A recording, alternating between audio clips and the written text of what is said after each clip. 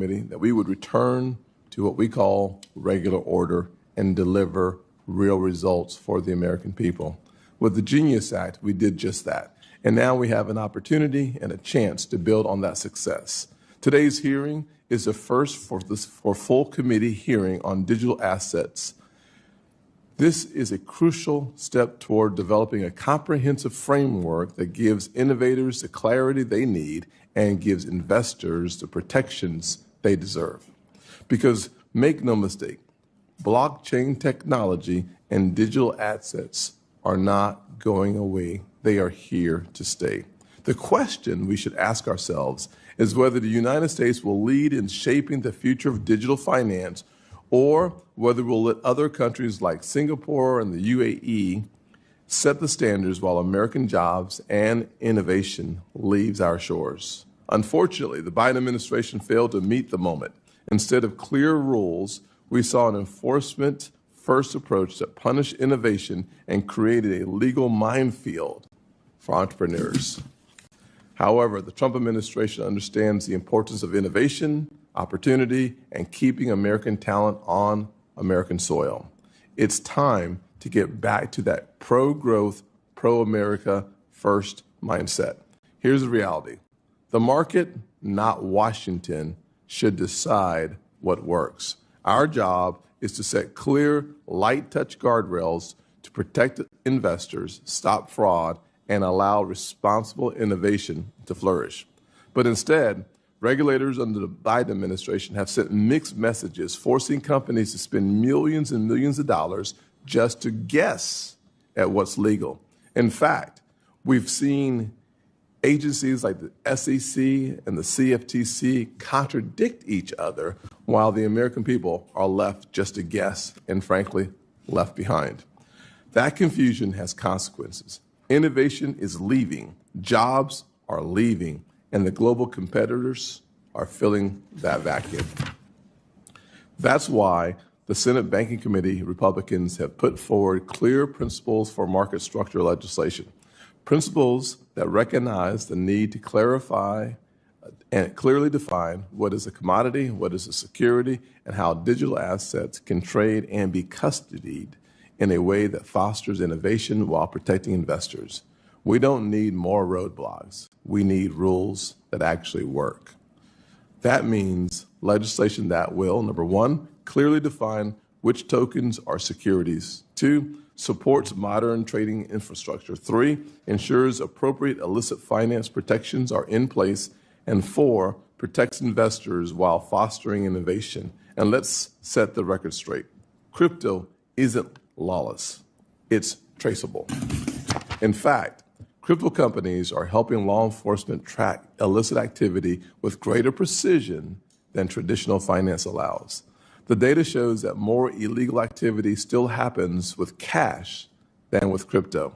Today, we'll hear from a strong panel about what's working, what's broken, and what reforms are needed. This is not about scoring political points. It's about protecting investors, rewarding innovation, and ensuring that the next generation of financial technology is made in America. Let's seize this opportunity together and deliver clarity, consistency, and leadership the American people deserve. Thank you to our witnesses for participating in today's hearing. Such a very important hearing, and I look forward to your discussion. Ranking Member Warren. Thank you, Mr. Chairman. I want to start with an apology. I'm going to be bouncing in and out. This is also the markup of the National Defense Authorization Act, and we are in live rewriting of the bill, and so I'm going to have to spend a lot of time over there. And I appreciate the chairman's and the rest of the committee's indulgence here. You know, I want to thank you for having this hearing today. I have been calling for stronger rules and enforcement in the crypto market for many years now. The crypto market has grown 15-fold in just the last 5 years. It's now at about $3 trillion, at least in 2024, where we've got the data. While growth in the market may unlock new opportunities for innovation, risks to investors, our financial system, and our national security have also increased at the same time. Consider some recent data. According to the FBI, Americans lost more than $9 billion to cryptocurrency fraud last year. And it's the trend lines that are particularly concerning. It's a 66% increase from the year before. According to Chain Analysis, North Korean hackers stole a record $1.3 billion from crypto platforms in 2024 and then turned around and topped it in just a single heist with a $1.5 billion heist earlier this year. According to TRM Labs, quote, terrorist organizations demonstrated increased sophistication in their use of cryptocurrency, turning to unhosted wallets, mixers, and privacy coins like Monero. We need a crypto regulatory framework that reduces these risks, but I am concerned that what my Republican colleagues are aiming for is another industry handout that gives the crypto lobby exactly its wish list, the blessing of our government's approval, combined with crypto rules that are weaker than the rules that every other financial actor must follow. The crypto industry may be calling the shots for Republicans, but nobody wants weak crypto rules more than the President of the United States. A majority of President Trump's wealth, as much as $7 billion worth, is now based in crypto, from issuing his own stable coin, to issuing his own meme coin, to owning a Bitcoin mining company, and to controlling a huge portfolio of crypto investments. Again, according to Chainalysis, the president and his associates pocketed more than $320 million in fees alone from the Trump meme coin, while the majority of retail investors who bought that same token actually lost money. Now, if we're going to provide rules of the road for crypto, we need to shut down the super highway for presidential corruption at the same time. We need crypto legislation that will strengthen our financial system, not make it worse. Here are principles that I think should guide our work. First, new crypto rules shouldn't open a back door to destroy the securities laws that have served as the bedrock of our capital markets for nearly 100 years. I'm particularly worried here because some recent proposals, including the Clarity Act that the House is voting on this week or next week, include language that would allow non-crypto companies to tokenize their assets in order to evade SEC regulations. Think for just a minute about what that means. Under the House bill, a publicly traded company like Meta or Tesla could simply decide to put its stock on the blockchain and poof, it would escape all SEC regulation. That is a serious problem for our country. Second, crypto investors should have the same protection from getting scammed or getting cheated as investors in any other asset. Doesn't have to be bigger, but it should be the same.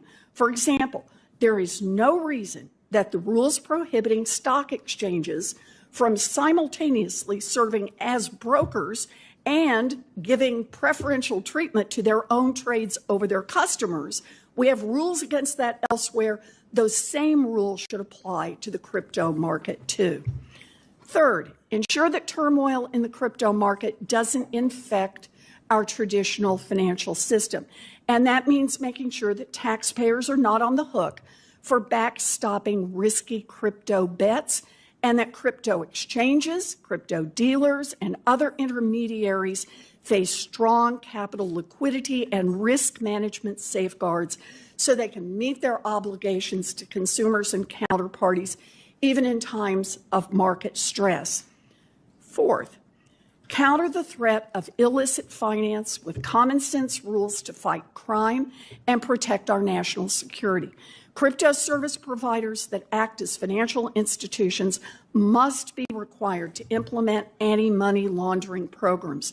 Republicans refuse to strengthen AML rules and close sanctions loopholes in the Genius Act, And their claim was that they would deal with this in the crypto market structure bill. Well, this is it. No more kicking the can down the road. Now is the time to solve that problem. And finally, if Congress is going to ratify a sweeping crypto regulatory regime, it is critical to shut down the president's crypto corruption. This means prohibiting public officials, including the President of the United States, prohibiting public officials from issuing, sponsoring, or profiting from crypto tokens. I'm looking forward to working with my colleagues to get this done the right way. Thank you, Mr. Chairman. Yes, ma'am. Thank you, Senator Warren. We will now move to witness testimony. Today we have 6 witnesses before us. Our first witness is the Honorable Summer Mersinger, CEO of Blockchain Association. Ms. Bessinger, you now have 5 minutes. Thank you. Thank you, Chairman. Chairman Scott, Ranking Member Warren, and members of the committee. Thank you for the opportunity to speak with you today. My name is Summer Mersinger, and I'm the CEO of Blockchain Association. We're the leading collective voice of the digital asset industry in the United States, representing more than 130 of the most innovative job creators and stakeholders in the blockchain ecosystem. Our members, many of whom are startups and small businesses, are building the next generation of the internet and a new wave of finance here in the United States. From software developers and infrastructure providers to investment firms and trading platforms, we are proud to advocate for the responsible growth of this transformative technology. I'm here today to deliver a unified message from our industry. The United States urgently needs clear, comprehensive, and carefully designed rules for digital assets. Without thoughtfully crafted rules for the road, we risk stifling innovation, leaving American consumers without proper safeguards and protections, and ceding leadership in a sector that will define the future of global finance and technology. Regulating the industry with existing laws has created ambiguity, stifling American innovation, and driving entrepreneurs to jurisdictions with clearer legal frameworks. While jurisdictions like the EU, the UK, Japan, and Singapore are implementing bespoke digital asset frameworks, the United States is falling behind. It's not a matter of whether to regulate, it's how. We need bipartisan legislation that provides clarity, encourages responsible innovation, and reinforces America's role as a global leader in financial innovation. To guide that effort, Blockchain Association has put forward 12 principles that we believe should form the foundation of any durable market structure legislation. Let me highlight a few key themes of our principles, many of which are similar to and align with the Senate Banking Committee Crypto Market Structure Principles released recently by Chairman Scott, Senators Lummis, Tillis, and Hagerty. First, we need a functional and modern framework tailored to the realities of the blockchain ecosystem. This space includes not just traditional financial intermediaries, but also software developers, validators, and other participants who don't fit neatly into 20th century regulatory categories. Second, we must recognize that digital assets are not inherently securities. Much of the current confusion stems from attempting to apply the 1946 Howey test to this technology. Code is not a security. Third, there must be a clear, workable path for platforms to register and operate. Right now, no such path exists. Fourth, strong consumer protections are essential.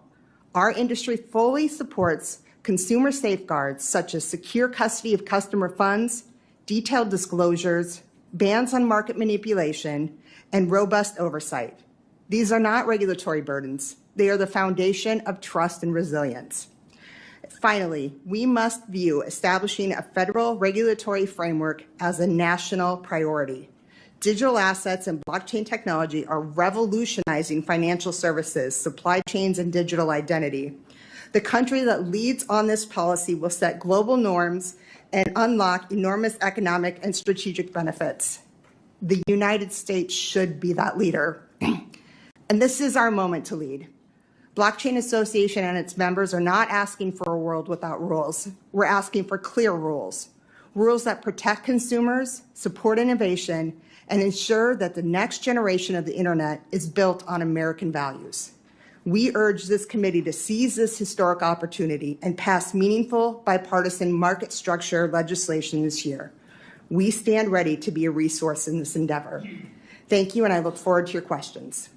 Thank you, Ms. Mersinger. We will now turn to Jonathan Levin, CEO of Chain Analysis. Chairman Scott, Ranking Member Warren, and members of the committee, thank you for the opportunity to be back here to testify.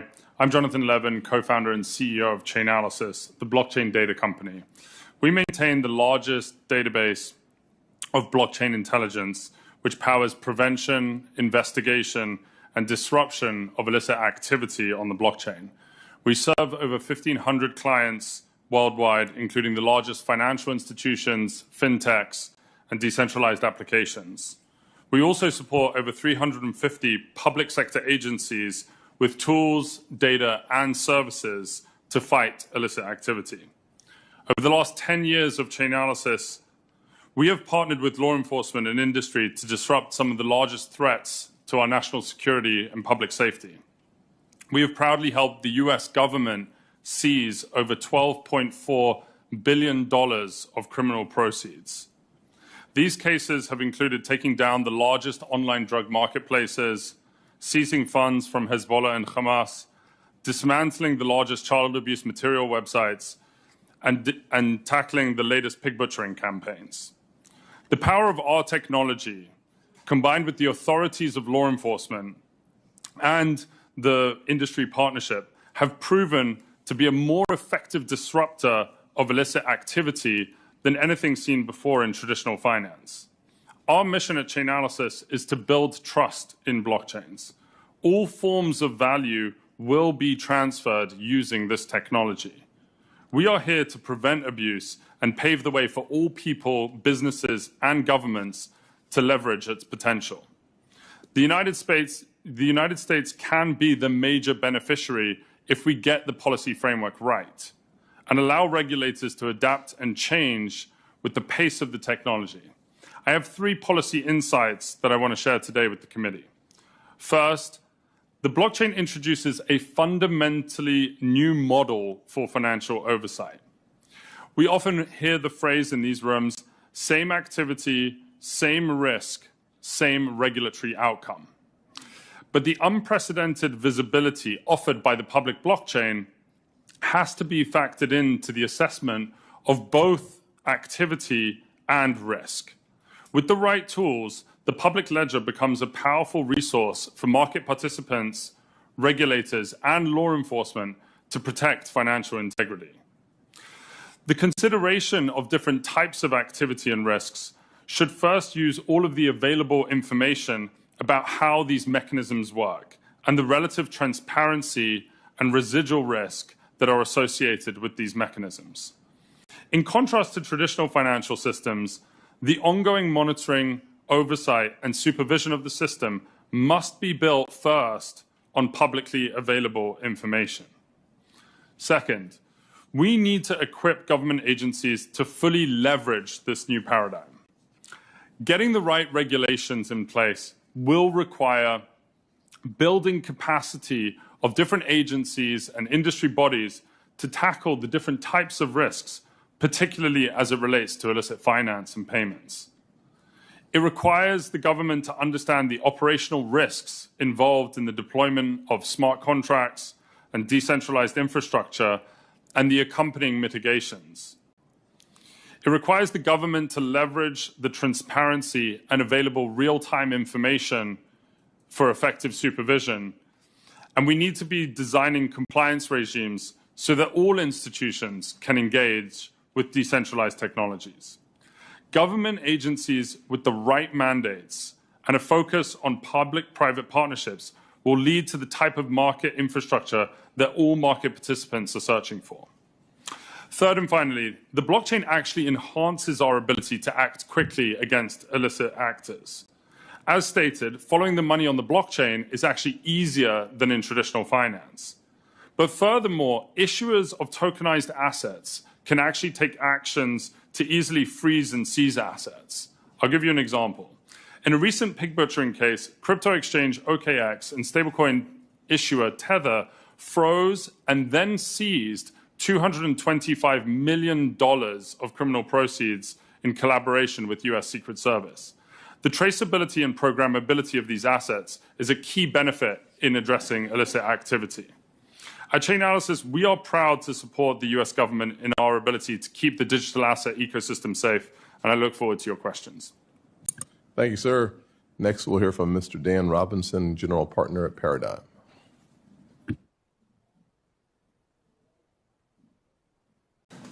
Chair Scott, Ranking Member Warren, Subcommittee Chair Lummis, Subcommittee Ranking Member Gallego, and distinguished members of the committee. Thank you for inviting me to testify today on the importance of crypto market structure legislation and how to safely and equitably grow the crypto industry in America. My name is Dan Robinson, and I serve as a general partner at Paradigm, which is a research-driven investment firm focused on crypto. My research work has focused on helping portfolio companies solve technical problems related to market and mechanism design, particularly for applications in decentralized finance, or DeFi. I'm here to talk about the benefits DeFi can bring to the financial system, why its promise could be strengthened by a well-designed market structure bill, and why a bill that doesn't take it into account could be harmful to innovation. Crypto provides an alternative to our traditional world of finance. What stablecoins do for money and payments, DeFi does for trading, lending, and other functions of the financial system. DeFi can reduce costs and improve accessibility by removing unnecessary frictions in the back-end infrastructure of Wall Street. Decentralized finance is in its infancy, but it has already had a tremendous effect on one small corner of the financial system, crypto itself. For many crypto natives, the natural place to trade is now on decentralized rather than centralized exchanges. Decentralized exchanges work very differently from centralized ones. One illustrative example is Uniswap, with over $1 billion in daily volume. The core of the Uniswap protocol is a set of smart contracts that allow any user to efficiently provide liquidity between any two assets. Anyone can use Uniswap to instantly trade with other users without ever giving up custody over their assets. These decentralized exchanges, much like stablecoins, run directly on blockchain rails. They are open, verifiable, and interoperable. This is a far cry from the opaque and fragmented back-end systems of today's Wall Street. With crypto, and especially with DeFi, we have a chance to radically upscale our markets to make them more efficient, more liquid, and more integrated across our economy. DeFi infrastructure could modernize the backbone of our financial system, reducing the fees paid by ordinary investors. Tokenized stocks could lower barriers to entry for investing in American companies. And prediction markets can be more broadly brought to bear across the economy, improving our ability to foresee unexpected outcomes and hedge risks accordingly. At the same time, markets do need rules. We at Paradigm believe it is important that crypto regulations be clear, fair, and equitable. We also think it has been an unforced error for the US to be one of the last major developed countries to enact legislation on crypto market structure. In the hopes of providing some hard-won wisdom from our experience in crypto, we released 17 principles for market structure legislation. I wanted to flag 3 of the most important. First, crypto assets should be commodities. Crypto assets are designed to be used to interact with smart contracts and in some cases to pay for on-chain operations, not merely for investment. A token classification rubric based on the Lummis-Gillibrand ancillary assets approach would be the best way to reflect this principle. Next, any decentralized crypto asset exchange should not be required to register with the CFTC, SEC, or any other regulator. At base, a true DeFi protocol is software. Just as we do not ask Microsoft to register Excel with the SEC just because companies use it to track their IPOs, we should not demand the engineers of DeFi protocols register their software just because others use it to trade. Finally, DeFi should be protected and supported across the globe. No government should be allowed to impose global restrictions on the trading of crypto assets through DeFi. In this way, the US would be resurrecting the work done by our forefathers to protect the freedom of the seas in prior centuries, and, more recently, freedom of the internet. Let me close by stressing the tremendous potential opportunity that lies before you on market structure legislation. Every day, we at Paradigm see new ways that crypto will support economic growth in free markets, from prediction markets and DeFi to tokenized stocks, and even the use of Bitcoin mining to support the electric power grid. We are now even seeing crypto markets emerge for the trading of credits in AI compute. By enacting market structure legislation that is supportive of crypto, supportive of entrepreneurs, supportive of investors, and supportive of consumers, you can blaze the trail to those new markets for all Americans.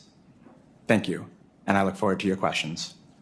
Thank you, Mr. Robinson. Now we'll turn to Mr. Garlinghouse. You are now recognized for 5 minutes. Good morning, Chair Scott, Ranking Member Warren, and members of the committee. Thank you for the opportunity to appear before you today. My name is Brad Garlinghouse. I'm the CEO of Ripple. Ripple has approximately 900 employees across our 15 offices worldwide. We were founded more than a decade ago with a mission to enable the Internet of Value, a world where money moves like information does today. We build software products that power cross-border payments, stablecoins, and digital custody.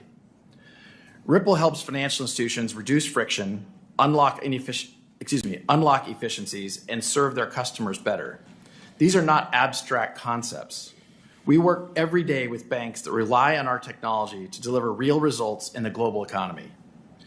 Ripple leverages the XRP ledger, a decentralized, battle-tested, open-source blockchain, as well as its native digital asset, XRP, to facilitate payments.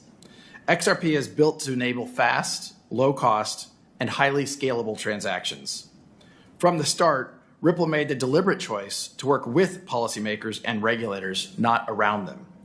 We have taken a compliance-first approach, operating with over 60 payment, service, crypto, and money transmitter licenses domestically and globally. With regard to the topic of this hearing, we believe smart legislation should be based on several core principles. Consumers need protection from fraud and scams. Markets need proper oversight. Bad actors need to be kept in check. And innovation must thrive. A constructive and workable framework for digital assets and stablecoins that achieves these goals will expand access to financial markets, create jobs, strengthen the economy, and put the U.S. on the path to being a global blockchain and crypto leader. For the last decade, the legal and regulatory uncertainty surrounding crypto has prohibited meaningful progress in the U.S. At Ripple, we certainly saw firsthand how the lack of clear rules of the road can be weaponized to target good actors. In turn, the technology, jobs, and tax dollars that go with it are pushed offshore, reducing regulatory oversight and putting consumers at higher risk. This has severely harmed American businesses, investors, and of most concerned, consumers. Ripple was the tip of the spear for this regulation by enforcement campaign and was subject to an enforcement action in 2020. We were the first leading U.S. company to be sued by the SEC. We and many others understood that a loss here would be a death knell for the industry. Fortunately, after 4 years of a hard-fought legal battle, we prevailed. The court ruled in our favor on everything that mattered, including finding that the token XRP is not, in and of itself, a security. Our victory cleared the path for other market participants to fight back. Despite these headwinds, Ripple still prioritizes education and engagement with policymakers and regulators globally. For companies to have the confidence to continue doing business in the United States, Congress should focus on passing principled and smart legislation with these critical goals in mind. First, set clear jurisdictional boundaries for our main financial regulators. Second, establish pathways for companies to build in the U.S. without sacrificing investor or consumer protections. And third, ensure that the U.S. can be a global leader in crypto by taking full advantage of the benefits and efficiencies brought by digital assets and blockchain technologies. The U.S. possesses the world's deepest capital markets, the most advanced technical talent, and a spirit of innovation that has powered our nation since its founding. There is no reason we should not be the undisputed leader in digital assets and blockchain. Over 55 million Americans participate in the crypto economy today, equating to over a $3.3 trillion market cap. A smart regulatory framework for crypto market structure is essential to realize that future and is overdue. Speaking on behalf of the crypto industry, I urge you to prioritize the passage of market structure legislation for digital assets through this committee and the full Senate, to provide the rules and regulations needed to ensure that the U.S. becomes the crypto capital of the world. Once market structure legislation for digital assets becomes law in the United States, This will catalyze a new era of U.S. competitiveness and unlock efficiencies in financial transactions, dramatically helping consumers and businesses alike. Ripple hopes to see this become a reality, and we look forward to working with you to help make this happen. I look forward to your questions. Thank you. Up next is the Honorable Timothy Massad at the Kennedy School of Government at Harvard University. Good morning, Chair Scott, Ranking Member Warren, members of the committee and staff. Thank you for inviting me today. My name is Timothy Massad. I'm former chairman of the CFTC, former Assistant Secretary of the Treasury. The views I express are my own and don't represent the views of the Kennedy School of Government.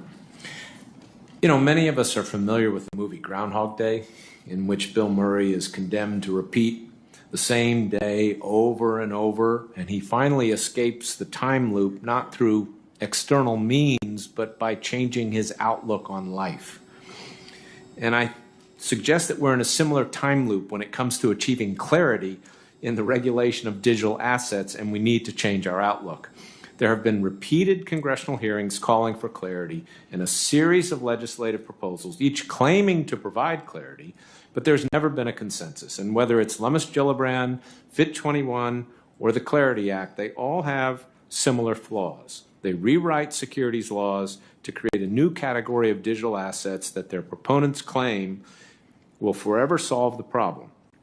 But none will achieve the clarity or the sensible regulation that we need, and each would undermine existing regulation. We need a different approach, and it requires recognizing a few facts. First, this is a technology. It's not an asset class. It will be used in many ways, including in tokenizing securities. Second, whether something in digital form is a security, a commodity, or neither, cannot be easily defined by a paragraph or two in a statute. It depends on what the token represents, whether there is an issuer, whether the transaction is one in which capital is being raised, and so forth. Third, the technology and use cases are evolving rapidly, so we should not lock in definitions that will prove obsolete soon. And fourth, a principal reason for the lack of clarity is our fragmented regulatory system. We have two market regulators, neither of whom has full jurisdiction over the spot market for digital assets that are not securities. The industry has taken advantage of this gap by arguing that most use cases are not securities and can therefore be issued and traded without regulation. That has led to a lack of investor protection. Now, the primary regulatory response to date, court cases that seek to interpret the Howey test, has also not been sufficient. It was a whack-a-mole strategy even when the particulars of a case made sense. But the solution is not for Congress to become the regulator. Instead, all these factors argue for creating a process by which the SEC and CFTC work together to provide the clarity and the necessary regulation. And legislation should provide them with the proper authority, principles, and flexibility to do so. But legislation that writes detailed rules and creates a binary classification scheme is bound to fail. Former SEC Chair Jay Clayton, who was appointed by President Trump, and I proposed this approach 2 years ago. We said Congress should mandate that the SEC and CFTC work together through a self-regulatory organization or otherwise to develop joint rules that would apply to every intermediary that trades or handles Bitcoin or ETH. Now, that was the jurisdictional hook. It establishes jurisdiction over the market without, as we said, debating classification of each token or Congress pursuing tortured rewriting of existing definitions of securities and commodities. We also said that rewriting existing law might fail to bring clarity and inadvertently undermine decades of regulation and jurisprudence as they apply to traditional securities and commodities markets. Our existing securities and commodities markets are the foundation of the U.S. economy and the envy of the world. Their strength and integrity rests on a regulatory framework that has been gradually and thoughtfully developed over almost 100 years. And therefore, a key principle for market structure legislation must be do no harm to that regulatory framework. The latest market structure proposal, like its predecessors, instead revises the securities laws in various ways that will create more confusion than clarity. For example, it creates a broad exemption for activities described as decentralized finance, which will lead to migration of regulated activity into an unregulated sphere. Decentralized activities may warrant different regulations to achieve our regulatory goals, but not a free pass. It provides an exemption from securities laws for raising funds to build a mature blockchain system, but you don't actually need to build it. You only need to have an intent to do so.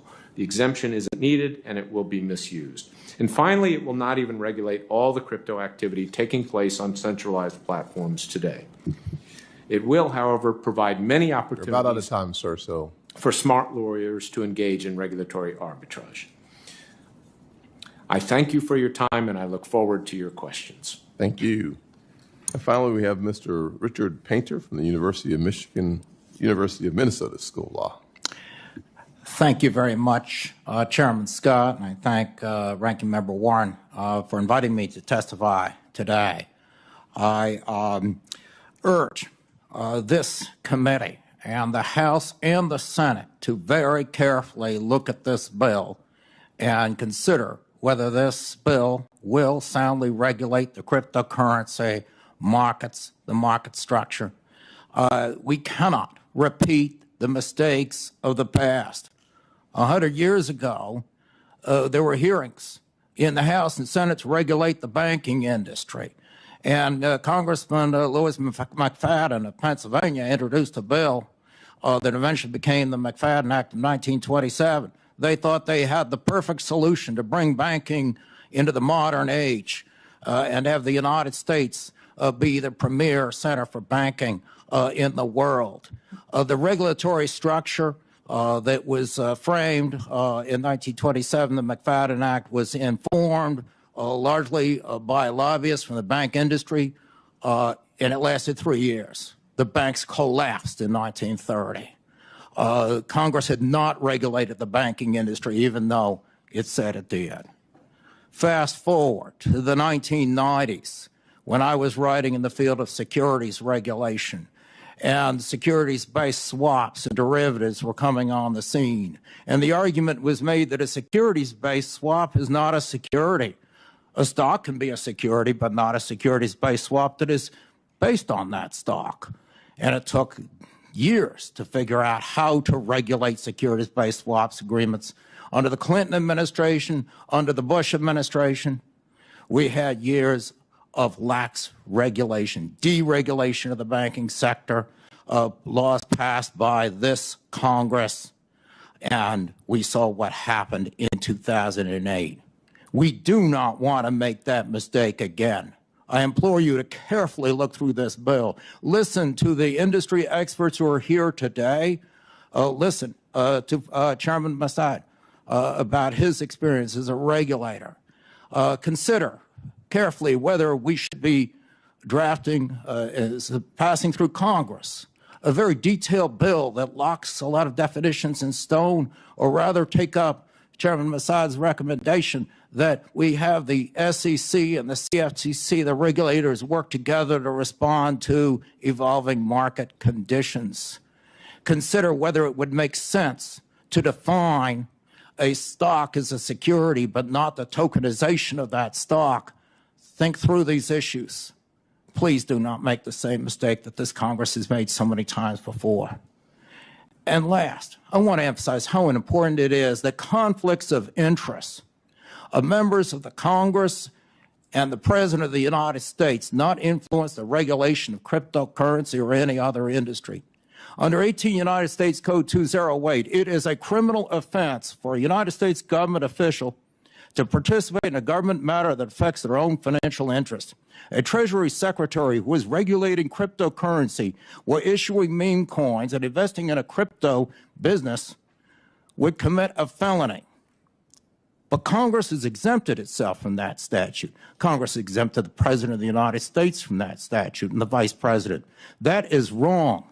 We cannot have the people who are in charge of passing legislation and enforcing legislation, implementing legislation, have conflicts of interest with their official responsibilities. That includes every member of the House and Senate. You should be divesting from crypto if you're going to be regulating crypto, and the President of the United States as well. The integrity of our financial system depends upon this. We've watched this movie before. Congress passes laws to regulate the financial sector, and it ends in a disaster because it was not regulated. Please do not repeat that mistake. We don't want to watch this movie again, and we do not want to watch a movie that is a combination of West Wing or The House of Cards and The Big Short. Please, do your jobs, represent us, the American people, protect our financial system so we never see, again, what happened in 2008, 1929, so many times before. Thank you very much, Mr. Chairman. Thank you, sir. We'll now turn to our round of questions. We'll offer each member of the committee a generous 5 minutes. If you like, I'll start the questions off. Ms. Mersinger, digital assets and blockchain technology could democratize finance, giving every American, no matter the background, access to financial services at lower costs with greater speed than ever before. To achieve this revolutionary potential, there is widespread agreement from industry leaders to the President and bipartisan members of Congress that we must provide clear rules that foster innovation and protect investors. And listening to you, and frankly, Mr. Levin as well, I think Mr. Levin said we need a fundamentally new model because we're talking about, frankly, a fundamentally new world. It's not new today, but it's new to those of us who are going to pass legislation. And you talked about the importance of the existing laws as we see them are inadequate and, frankly, not applicable to this new opportunity to be the crypto capital of the world. From your perspective, why is regulatory clarity so important, and what are the risks if we fail to provide certainty for innovators and everyday Americans? Thank you for that question, Senator. Traditional bank regulations are not fit for purpose for digital assets and blockchain technology. Those regulations are meant for centralized intermediaries, and that's not what we're dealing with here. We need a regulatory structure that is fit for purpose. Otherwise, this patchwork of regulations and state laws and the industry trying to piece together what is their regulatory framework doesn't work. And it's going to push and continue to push innovators offshore. The most important thing we can do is create a framework that gives clarity. The status quo doesn't work. We need to be able to have responsible innovation here in the United States. We need a framework that provides customer protections. And we also need to make sure that whatever framework we put in place, that it ensures that U.S. American values are what this new what this new technology is based on. Thank you very much. Mr. Levin, there's a common belief that money laundering is easy with crypto, but the truth is it's not. Blockchain technology creates a permanent, traceable ledger that can help law enforcement catch those bad actors. I've said it before, so I'll say it again. It's far easier to track something that has a digital footprint than something that does not. However, some of my well-intentioned colleagues seem to think that crypto is tailor-made for money laundering, when in reality, it's a whole lot easier for criminals to hide their tracks with cash. What are the most common misconceptions regarding the role of digital assets in illicit finance? And what rules do digital asset market participants already comply with in this space? You talked about, I think it was a couple $100 million that had already been seized by working together. I think the more we illuminate how the industry is already working with law enforcement, the better we understand the digital footprint versus cash. Thank you for the question, Senator. The way that we see this market is that the majority of activity inside cryptocurrencies and on blockchains is legitimate activity. There are trillions of dollars of payments that are made using stablecoins every year. A lot of that, the vast majority of that, is not illicit activity. The illicit activity that we estimate at Chainalysis is less than 1% of the overall activity that occurs on these blockchains, which is equivalent to what we see in traditional markets, and in fact, oftentimes less than what we see in traditional markets. And so criminals themselves and gangs and whoever else we're dealing with understand that it's not possible to launder vast sums of money in these networks and that the majority of the activity is legitimate. We do see, though, that when it comes to threats, for example, with fentanyl or pig butchering or terrorist financing, the industry comes together with law enforcement to collaborate on solving these cases. And we at Chainalysis have powered thousands of investigations that have spanned international geographies, cross-national boundaries, to be able to actually capture criminal proceeds in these investigations. The centralized services that have been helpful with this are subject to the AML and BSA obligations and have been from FinCEN guidance in 2013, and so have a very deep experience in actually helping law enforcement in these instances.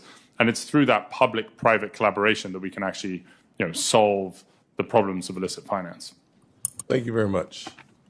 Senator Cortez Basto. Thank you. Thank you, Mr. Chair, for having this important hearing. Let me start with Mr. Massad. Talk a little bit about what should the goal of a market structure legislation be that we're looking at?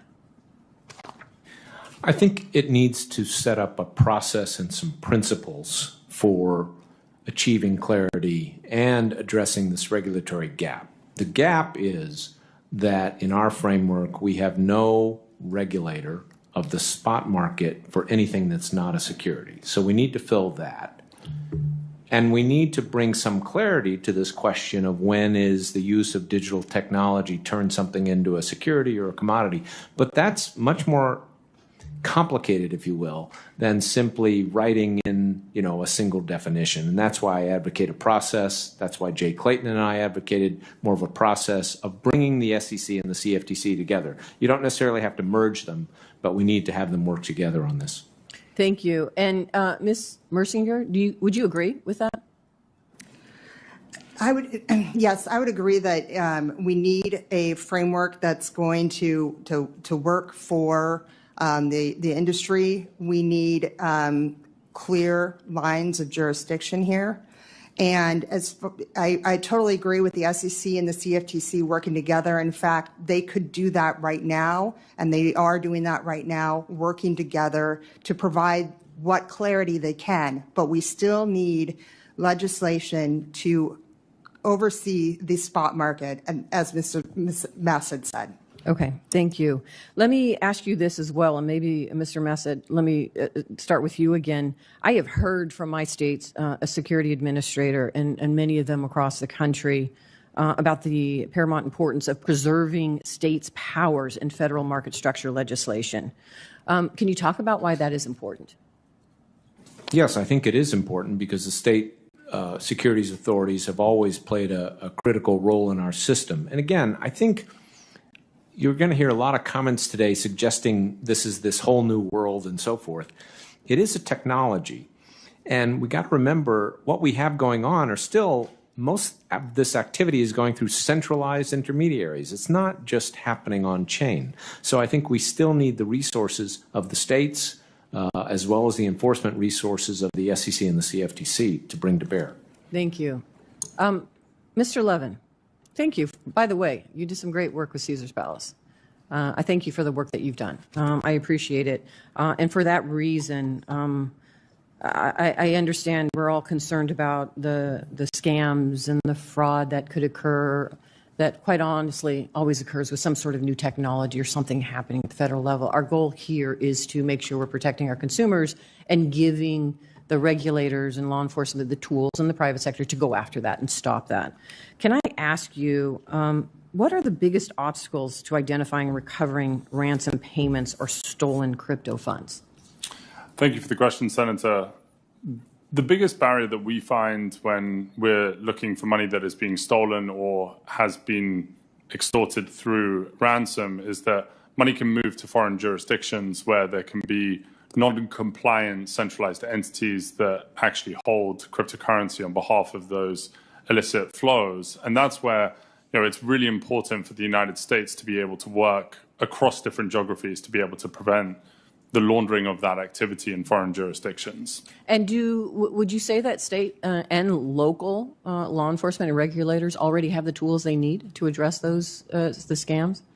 I would say, Senator, that we are still in the infancy of state and local agencies actually having the capabilities to be able to go after these types of crime. There are instances in certain jurisdictions where the state and local enforcement agencies actually do have capabilities at their disposal, but we have found that actually there's a technology barrier to entry. And so us at Chainalysis, we've been pioneering a lot more new technology powered by AI to actually help state and local agencies get a hold of easier insights to these types of crimes so that they can go after this activity. What is it in the market structure regulation that we're looking at that we need to be cognizant about to ensure that law enforcement, whether it's federal, state, or local, has the tools they need? I think it starts, Senator, with the actual regulators to actually have the tools in place to monitor the publicly available information and proactively go after the types of threats that we need, rather than overly relying on a reporting structure that we've had in traditional markets. Thank you. Thank you, Mr. Chairman. Yes, ma'am. Senator Kennedy. Thank you, Mr. Chairman.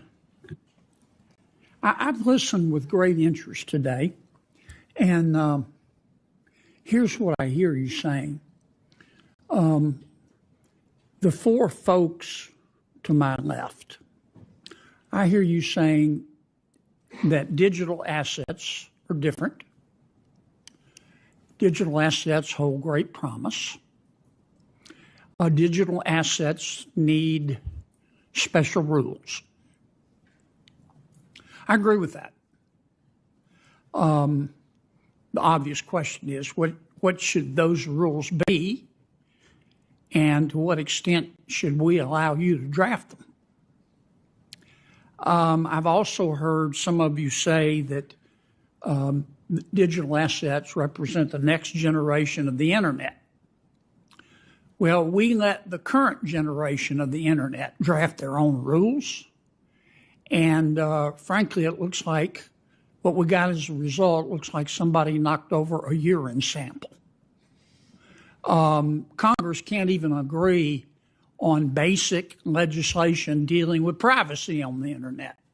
How the hell are we going to tackle this? But I hear what you're saying.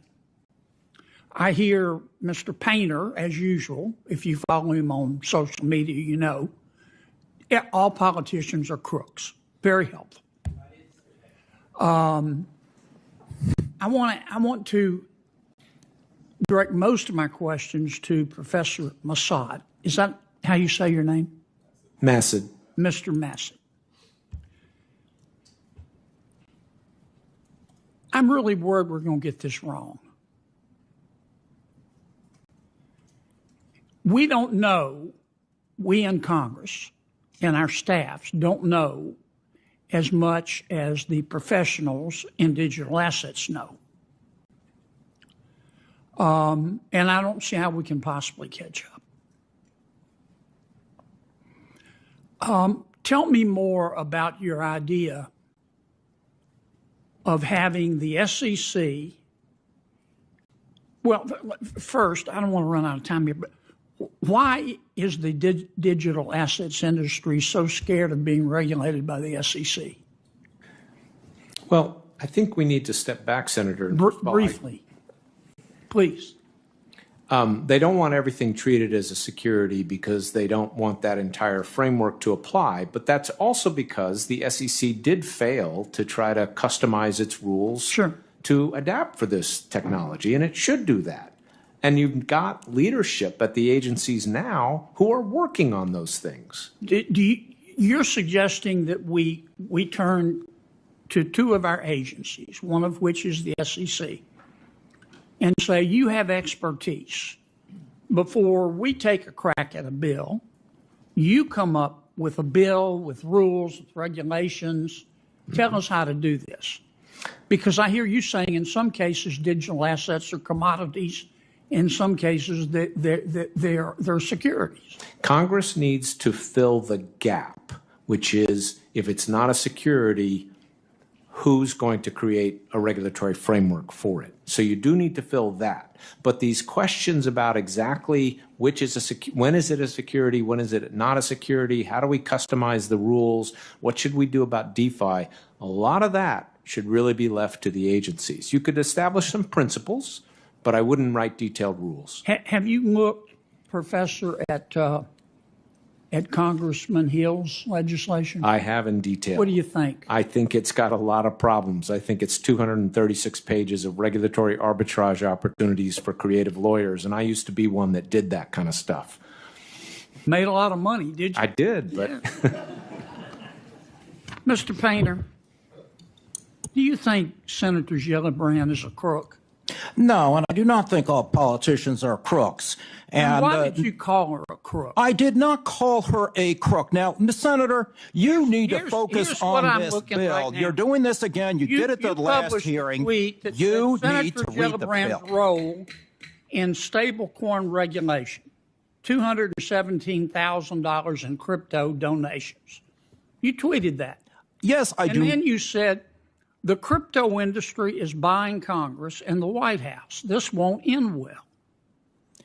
Why do you think the crypto industry is buying Senator Gillibrand? I said, look at the campaign contributions from this industry. Do you think they bought her? No, I said, look at the campaign contributions. You said they bought her. Do you think they bought her? Senator, you need to focus on this bill instead of trying to distort my Twitter. Last time, one of my you were quoting what a Marxist in Chicago said about what evidence do you have no that she's a crook? I said there is massive amount of campaign contributions coming into this Congress from the crypto industry. Do you want to apologize to Senator Gillibrand?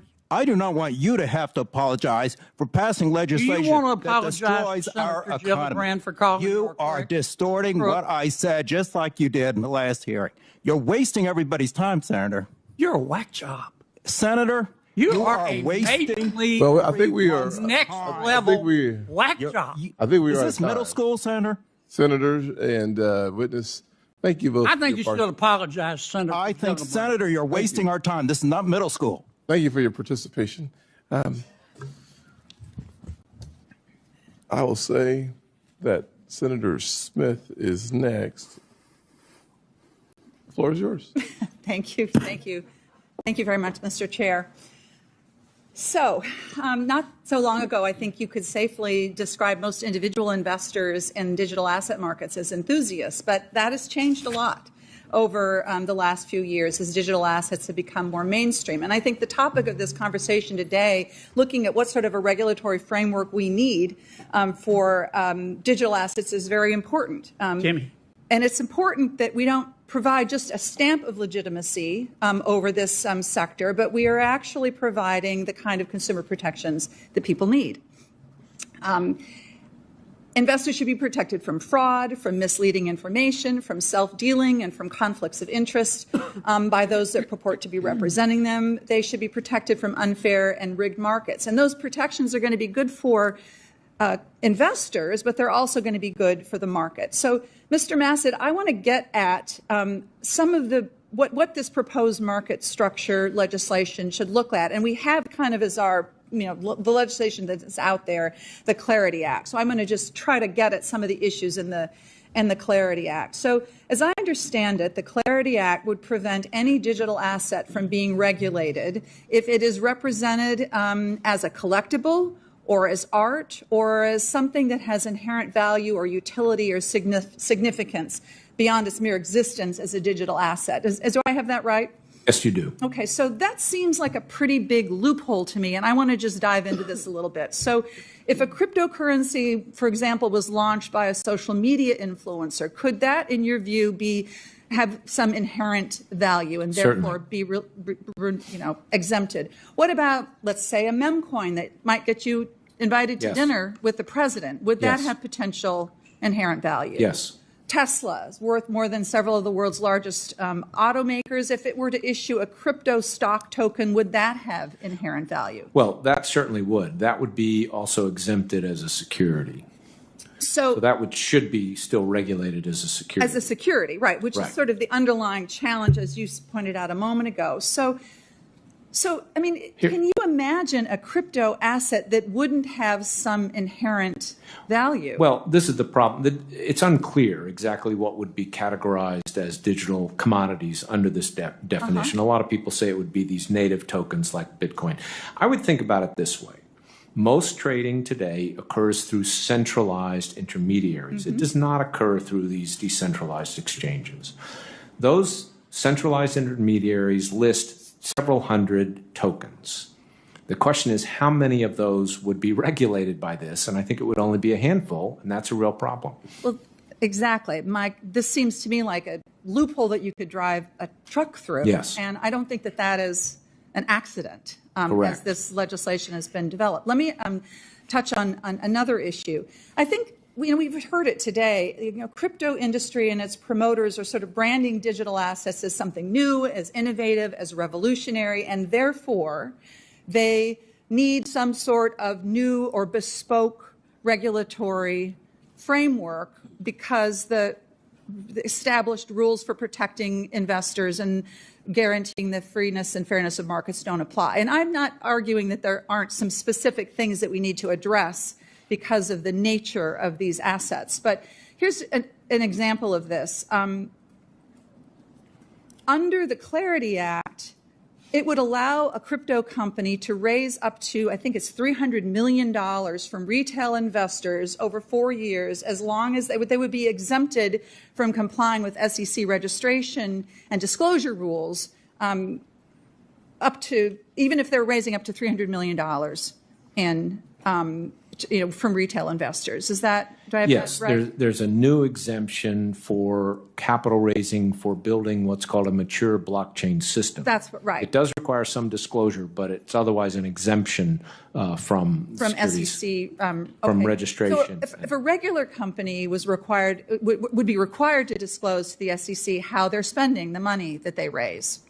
Yes, I mean the challenge, the problem with that exemption is you don't actually have to build the mature blockchain system. You just have to have the intent to do it. You just have to have the intent to do it, but you could use that money for. I mean, what would stop you from using it to buy a house in, the Virgin Islands? Well, conceivably there could be a lawsuit against you for misleading information. But, if you had a reasonable... That's sort of like an after the fact. Yeah, that's after the fact. Right, exactly. Well, so this is, and I know I'm out of time here. I just want to close by saying this is my concern, is that it's not really a new regulatory regime at all. It actually is sort of continuing the status quo that has landed us in some pretty significant problems. I think I think the problem with the act is it's undermining the existing regime. We do need to customize some rules. Yes. But this isn't a good way to do it. Thank you very much. Thank you. Senator Moreno. Thank you, Chairman Scott, and thank you for doing this hearing. It's something Mr. Massad said, which I thought was fascinating, was that we've had times that we could have passed market structure regulation, and Congress hasn't done it. There hasn't ever been a market structure regulation bill marked up by the Banking Committee. So I'm just not sure where that came from. That there was this idea that market structure regulation had been attempted before. It's never been attempted. But Mr. Massad, just for your sake, I just want to clarify a couple things that you said to make sure you meant to say what you said. Did you call Bitcoin a native token?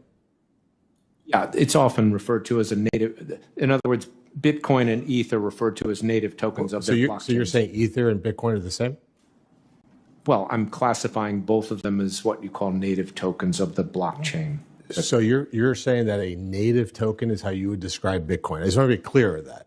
It's a term that's used to describe when you have a blockchain and you have the token that allows you to use that blockchain. That's often called a native token, yes. Got it. And therein lies exactly why we need to have this market structure regulation. Because the idea that we would turn over this industry to some bureaucrat working at some agency is insane. Because that would make it so that no American company would ever invest in a digital asset company in the United States of America when you had people who are just completely not lacking the fundamental technical base. This reminds me of the Facebook ad where the little old lady's sitting there taking pictures off a physical wall and the guy saying, yeah, none of this works this way. Bitcoin is a commodity. So there was a lot of talk about meme coins and NFTs. So let me ask you this follow-up question. Chairman, Senator, if I may just say, I get to ask the question. I was the guy who declared Bitcoin a commodity. This is the great part about being senator. I get to ask you the questions. Okay. So were you prohibited by law to cooperating with the SEC? No. Why didn't you? I did. So no, but you just said that what we should do is have the CFTC and the SEC work together. Yes. Why didn't you do that? Well, when I was there, I did that, sir.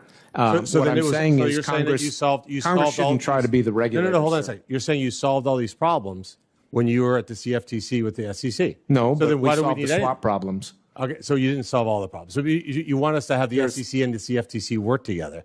But what you really want is you want Congress to abdicate its responsibilities to unelected bureaucrats, not at all. yourself. As with Jay Clayton, a Republican appointee, he agrees with me on this. Are you a baseball fan? I assume you're a Red Sox fan up there at Harvard? No, right? I live in Washington, sir. Oh, geez, so Pete. All right, so is a baseball card a security? No. What's the difference between a baseball card and a meme coin? Sir. No, just what's the difference? How would you explain it to me technically? They're both, you could classify them both as collectibles. Is it the government's role to prevent me from paying $5 million for a 1952 Mickey Mantle? I think people should be allowed to invest in whatever they want to invest in, sir. So then, does that mean meme coins as well? If they want to buy and sell meme coins, that's fine. But we should have a regulatory framework for certain financial instruments. No. We've learned over the years that that's useful. I'm talking about meme coins.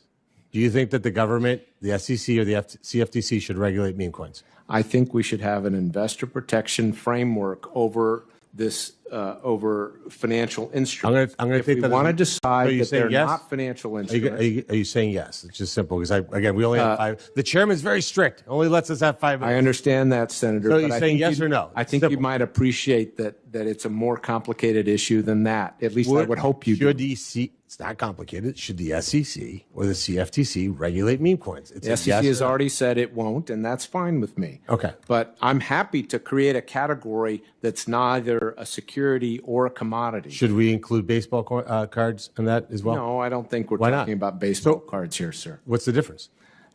Because we're talking about a particular technology of tokenization and blockchain. That's the focus of here's what I want. We're not talking about anything that people. Here's what I want my colleagues to understand. How many business people work at the SEC and the CFTC? How many entrepreneurs? How many people who started companies work there? I don't have that information, sir. Let's say none. And then let me just finish this with Mr. Painter with just something that you said, which was also equally staggeringly insane. You said that Congress should not own crypto, correct? So members of Congress should not be investing in the crypto industry. So you said that you shouldn't own crypto. You shouldn't own crypto. That's not it is complicated. very clear if you have your own meme coin. I don't know, Senator, whether you have your own meme coin. Time out. It said you shouldn't own crypto. I said you shouldn't be investing in the crypto industry if you have your own crypto trading platform. So I shouldn't own baseball cards either. Because Congress regulates professional baseball. No, I said. Am I allowed to have money in a bank account? You should be allowed to do what executive branch officials to do, and it would be a criminal offense for an executive branch official under laws passed by this Congress to regulate the crypto industry while holding an interest in a crypto firm. That is just a law, and Congress passed that law and imposed it on everyone else except for members of Congress. You want to finish your thought on this? Yeah, my point is, for some reason, I don't understand why, maybe it's just a generational problem. It seems like the crypto industry, that people of a certain generation are just afraid of it.